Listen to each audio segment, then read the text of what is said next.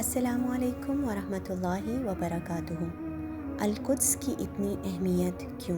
Episode 9۔ اس دعا کے ساتھ سٹارٹ کرتے ہیں کہ اللہ شام کے لوگوں کو ایمان کے ساتھ ثابت قدمی دے، کیونکہ جس کنڈیشن میں وہ اس وقت ہیں ان کا ایمان پر ہونا بے حد ضروری ہے۔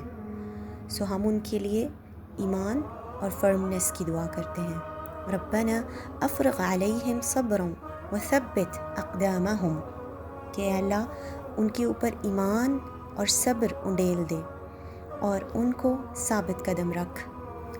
لاسٹ ایپیسوڈ کے ساتھ کنیکٹ کرتے ہوئے آپ کو یاد ہوگا کہ ہم یہ بات کر رہے تھے کہ اشام پر اللہ تعالیٰ کے پاک فرشتوں نے اپنے پر پھیلائے ہوئے ہیں۔ یہاں پر میں فرعون کی بیوی حضرت آسیہ رضی اللہ عنہ کا ذکر کرنا چاہ رہی ہوں۔ آسیہ رضی اللہ عنہ کی بات کرتے ہیں تو I want you to imagine کہ آپ شام کے لوگوں کو آسیہ رضی اللہ عنہ کی طرح پرسیو کریں، جیسے آسیہ رضی اللہ عنہ کے اوپر بھی فرشتوں نے اپنے ونگز حفاظت کے لیے پھیلائے تھے۔ اس کا مطلب یہ نہیں تھا کہ جس سب تکالیف سے وہ گزر رہی تھیں انہیں اس سے گزرنا نہیں پڑا، بلکہ ان کے اوپر فرشتوں کے ونگز پھیلائے جانے کا مطلب یہ ہے کہ وہ اسٹرینتھ، وہ حوصلہ، وہ ایمان اللہ نے اپنے پاک فرشتوں کے ذریعے انہیں عطا کیا، جو کبھی ممکن ہی نہیں ہوتا اگر فرشتوں نے اپنے پر ان کے اوپر نہ پھیلائے ہوتے۔ She had to bear what she was going through۔ انہوں نے وہ سب برداشت کیا، پر ایک عظیم اسٹرینتھ، حوصلے اور ایمان کے ساتھ۔ سو بالکل اسی طرح اشام کے اوپر بھی اللہ کے پاک فرشتوں کے پر ہیں۔ اللہ کے نبی صلی اللہ علیہ وسلم نے فرمایا کہ اگر شام کے لوگوں میں کرپشن آ جائے تو تم میں ایز اے امت کوئی خیر باقی نہیں رہے گی۔ تو یہ ایک انڈیکیٹر ہے۔ علماء اس حدیث کے بارے میں کہتے ہیں کہ اشام جو ہے نا وہ امت کا بیرومیٹر ہے، یہ امت کی کنڈیشن کو انڈیکیٹ کرتا ہے۔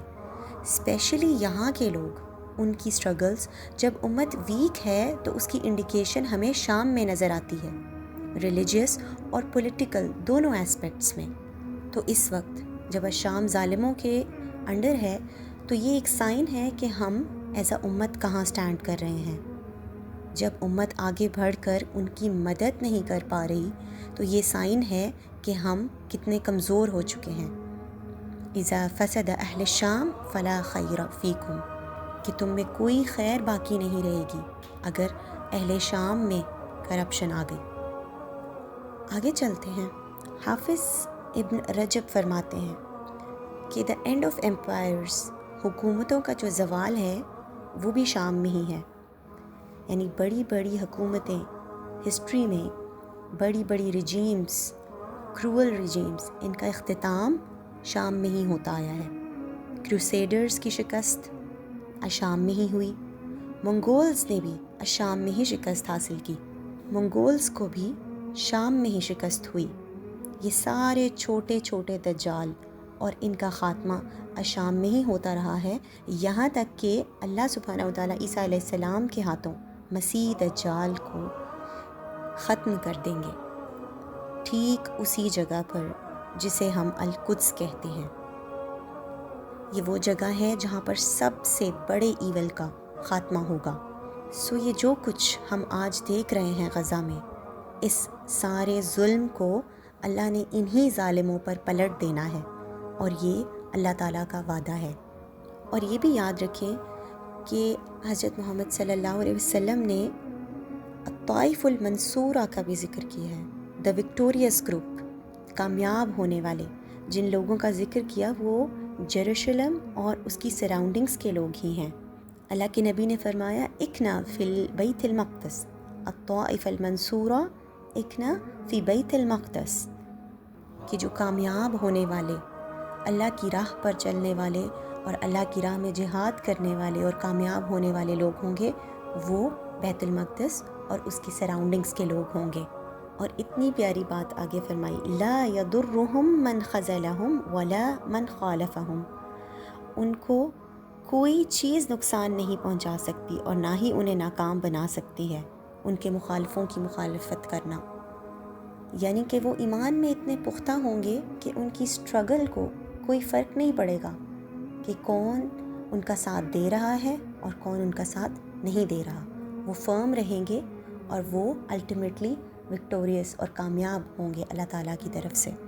اور یہ لوگ بیت المقدس اور اس کے ارد گرد کے لوگ ہوں گے. یہاں پر ایک اور بات پر بھی غور کریں.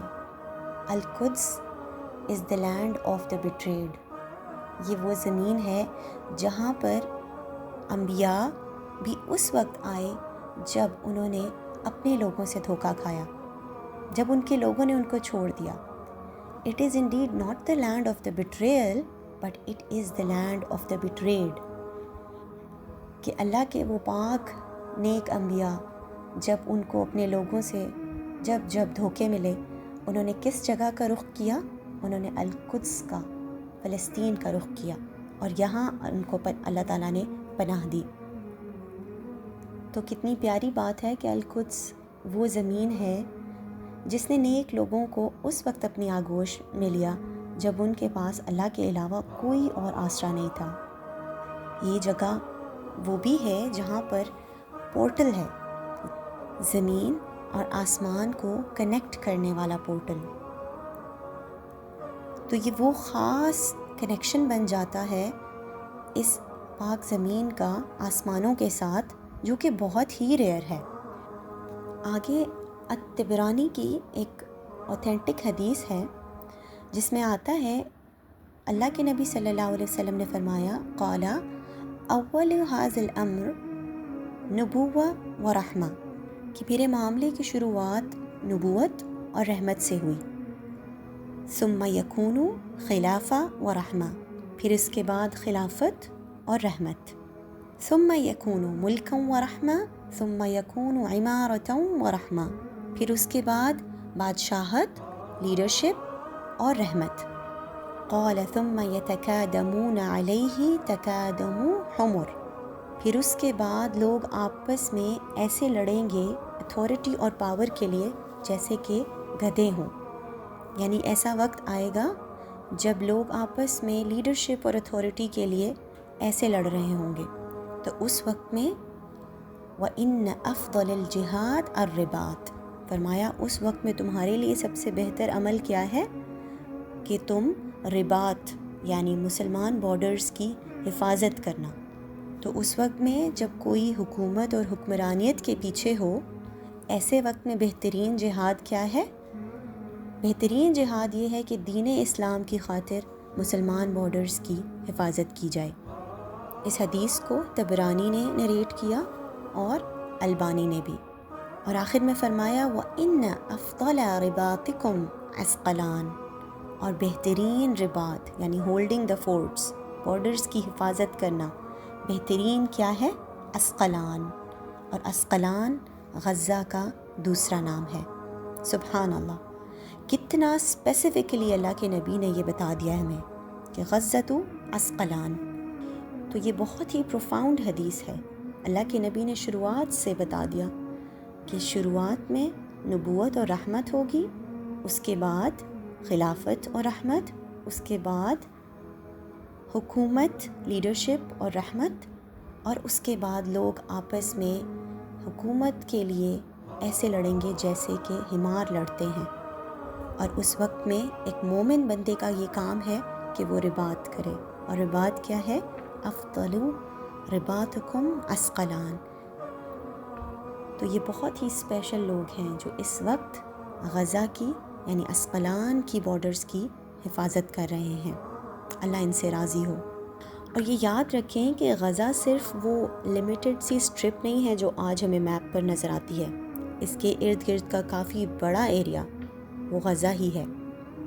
سو اس کو کنکلوڈ کرتے ہوئے ہم نے کیا دیکھا کہ یہ ہے برکات والی زمین، یہ ہے بلیسڈ ایریا ویجیٹیشن وائز، اپنی گروتھ وائز، اور پھر اسپرچول پرسپیکٹیو بھی ہم نے دیکھا کہ اس زمین کا آسمانوں کے ساتھ بھی کنیکشن ہے تھرو پورٹلز.